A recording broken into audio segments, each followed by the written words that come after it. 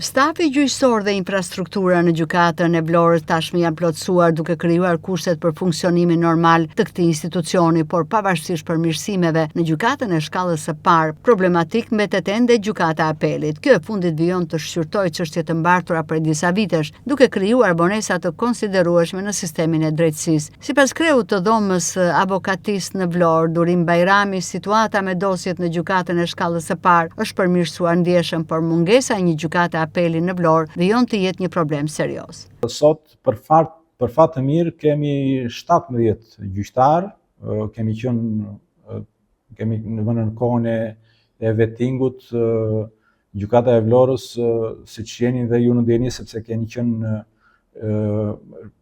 gjatë gjithë kohës dhe punës tonë dhe ju keni qenë hap pas hapit të punës tonë, u katandisëm edhe me 5 gjyqtar. Sot është e plotësuar organika, për t'i thënë gjërat drejt, është e plotësuar, dosjet kanë ecuri të konsiderueshme në krahasim me gjykatat e tjera, ka ambiente gjykata e Vlorës për gjykimin e çështjeve, po ta krahasosh për shembull me gjykatën e Fierit, gjykata e Fierit ka të gjitha 6 salla gjyqi, ndërkohë që Vlora është me 15 salla gjykimi.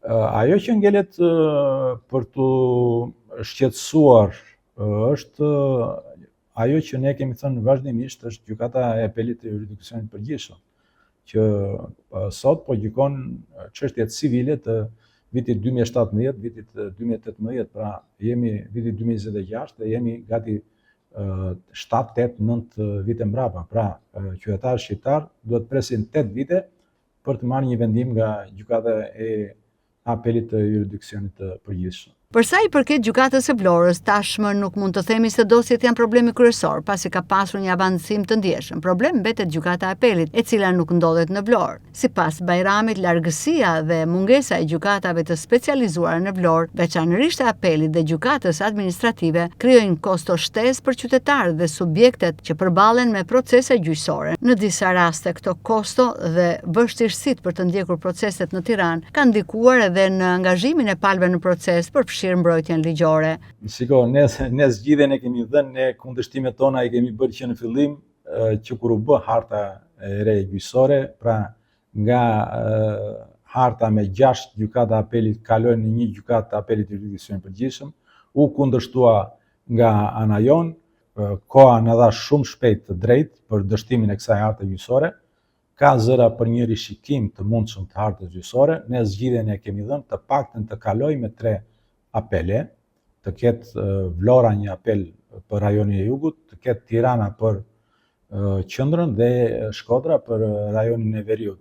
Se sa do të merret në konsiderat, kjo ngelet troç nuk duan ta bëjnë, nuk do Këshilli i Lartë gjyqësor për ta bërë një hartë të re gjyqësore, sepse ka hallin dhe merakun sepse gjyqtarët largohen nga Tirana. Edhe gjyqtarët duhet jetojnë në Tiranë, nuk duhet jetojnë më në përrethë. Pra, ajo është stres e lartë që këta gjyqtarë duhet jetojnë në Tiranë. Sepse kjo ishte edhe shkaku që u bë një gjykatë apelit të jurisdiksionit përgjithshëm. Ishte që gjyqtarët duhet i bjerë në Tiranë, duhet jetojnë në Tiranë. Edhe gjykata e apelit, gjykata e shkallës parë administrative, u hoq nga Vlora dhe u çua në Lushnjë për t'u afruar diçka me Tiranën, sepse Vlora ishte më larg. Patjetër që është kaq që janë të rrequr, sepse qytetarët vlonjat, por jo vetëm ata vlonjat, por sepse kemi dhe qytetarë nga Konispoli, që janë dhe gati 160 km më larg se ne, në qytetin e Vlorës. Pra nuk e përballojnë dot koston për të shkuar, sepse ai që niset nga Konispoli duhet niset mëngjes, të shkojë në Tiranë sot, të flënë në Tiranë, të bëjë gjyqi nesër dhe po ju bë dhe gjyqi, sepse dhe mund t'i dështojë gjyqi, dhe pastaj të niset prapë, pra i duhen 3 ditë kohë. Pra ky është kusuri i hartës së re gjyqësore. Pra largoi aksesin në drejtësi ndaj qytetarëve shqiptar.